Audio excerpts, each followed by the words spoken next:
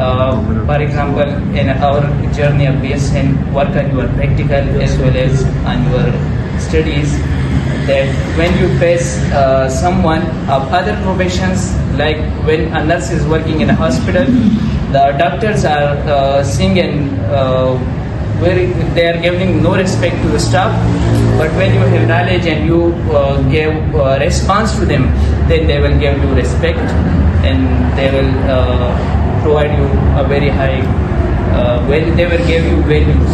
But if you have no knowledge and no skills, then they will never give you any respect. So it is very essential for every nurse to have skills and focus on your studies. Many achievements and in progress. I want to become very qualified in pediatric nursing because I like this, but I have no skills related to this.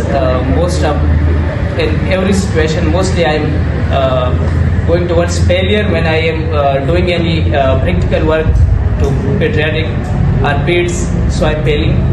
And this is my 2026 planning, that I will be a master in pediatric nursing or peds skills and practicals, inshallah, in 2026. That's my goal and plan to achieve this one.